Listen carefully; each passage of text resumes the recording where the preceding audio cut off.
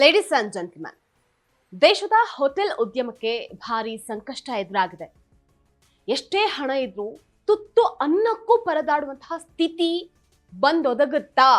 ಬೆಂಗಳೂರು, ಮುಂಬೈ, ಚೆನ್ನೈ ಸೇರಿದಂತೆ ಎಷ್ಟು ಹೋಟೆಲ್ಗಳು ಬಂದ್ ಆಗಿರುವಂತಹ ಸ್ಫೋಟಕ ಅಪ್ಡೇಟ್ ಅನ್ನ ನಾನು ಇವತ್ತು ತಂದಿದ್ದೀನಿ. ಇದು ಇವತ್ತಿನ ಸ್ಪೆಷಲ್ ರಿಪೋರ್ಟ್. ನಾನು ನಿಶ್ಚಿತ.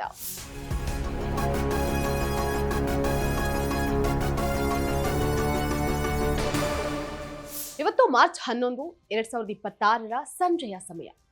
ಈ ಹೊತ್ತಿಗೆ ಪಶ್ಚಿಮ ಏಷ್ಯಾದಲ್ಲಿನ ಸಂಘರ್ಷಗಳಿಂದಾಗಿ LPG ಸಿಲಿಂಡರ್ಗಳ ಹಠಾತ್ ಕೊರತೆ ಉಂಟಾಗಿದೆ.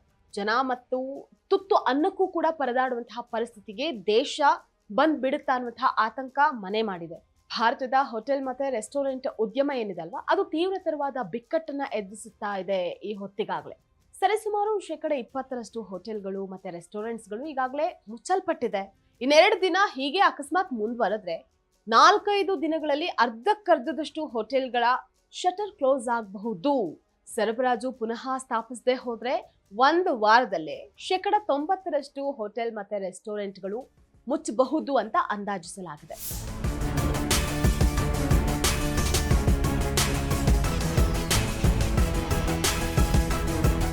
ಹಾಗೇನಾದ್ರೂ ಆದ್ರೆ ದೇಶ ಕಂಡು ಕೇಳರಿಯದ ಆಹಾರ ಬಿಕ್ಕಟ್ಟು ಉದ್ಭವಿಸುವಂತಹ ಸಂಭವ ಇದೆ. ಬೆಂಗಳೂರು ಹೋಟೆಲ್ಗಳ ಸಂಘವು ಇವತ್ತಿಂದ ನಗರದಾದ್ಯಂತ ಅಡುಗೆ ಕಾರ್ಯಾಚರಣೆಗಳನ್ನ ಸ್ಥಗಿತಗೊಳಿಸೋದಾಗಿ ಘೋಷಣೆ ಮಾಡಿತ್ತು. ಪ್ರಸ್ತುತ ನಗರದಲ್ಲಿ ಕೇವಲ 10% ಹೋಟೆಲ್ಸ್ಗಳು ಮಾತ್ರ ಕಾರ್ಯವನ್ನು ನಿರ್ವಹಿಸೋದಕ್ಕೆ ಅದಕ್ಕೆ ಬೇಕಾಗಿರುವಷ್ಟು ಸಾಕಾಗುವಷ್ಟು LPG ಸ್ಟಾಕ್ ಅನ್ನ ಹೊಂದಿದೆ.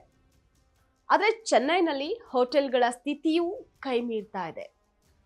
ಸನ್ನಿಹಿತ ಮುಚ್ಚುವಿಕೆಗಳ ಬಗ್ಗೆ ಎಚ್ಚರವನ್ನ ವಹಿಸದೆ ಹೋದ್ರೆ ಚೆನ್ನೈನಲ್ಲಿ ಕೆಲವು ದಿನಗಳಲ್ಲಿ ಸಂಪೂರ್ಣವಾಗಿ ಹೋಟೆಲ್ ರೆಸ್ಟೋರೆಂಟ್ಸ್ಗಳು ಬಂದ್ ಆಗಬಹುದಾಗಿದೆ.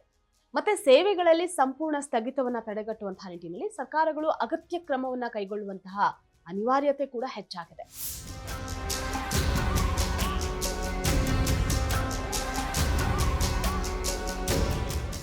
LPG ಸಿಲಿಂಡರ್ ಸ್ಟಾಕ್ ಏನಿದಲ್ವಾ, ಅದು ಸರಿಯಾಗಿ ಬರದ ಕಾರಣಕ್ಕಾಗಿ ರಾಜ್ಯದಲ್ಲಿ ಸರಿಸುಮಾರು 50% ವ್ಯವಹಾರಗಳೇನಿದೆ ಅದು ಕೇವಲ 72 ಗಂಟೆಗಳ ಒಳಗೆ ಮುಚ್ಚಬಹುದು ಅಂತ ಕೈಗಾರಿಕಾ ಸಂಘಗಳು ಊಹೆ ಮಾಡಿದೆ. ಹಾಗೇನಾದ್ರೂ ಆದ್ರೆ ಆಹಾರದ ಹಾಹಾಕಾರ ಉಂಟಾಗುತ್ತೆ. ಮುಖ್ಯ ನಗರಗಳಲ್ಲಿ PGಯಲ್ಲಿ ಕೂಡ ಆಹಾರದ ಉತ್ಪಾದನೆ ಕಷ್ಟ ಸಾಧ್ಯ ಆಗುತ್ತೆ. PG ಮಾಲೀಕರಾಗಿರ್ಬೋದು, ಅವರು ಊಟವನ್ನ ನೀಡೋದಕ್ಕೆ ಸಾಧ್ಯವಾಗದೆ ಅವರು ಕೈ ಚೆಲ್ಲಿ ಕುಳಿತುಕೊಳ್ತಾರೆ.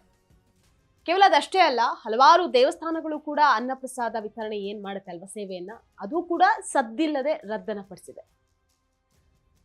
ಈ ಎಲ್ಲಾ ಮಾಹಿತಿನ ನೋಡಿದ್ರೆ ದೇಶ ಆಹಾರ ಕ್ಷಾಮದತ್ತ ಸಾಗ್ತಾ ಇದೆಯಾ ಅನ್ನುವಂತಹ ಭಯ ಪ್ರಾರಂಭ ಆಗಿದೆ.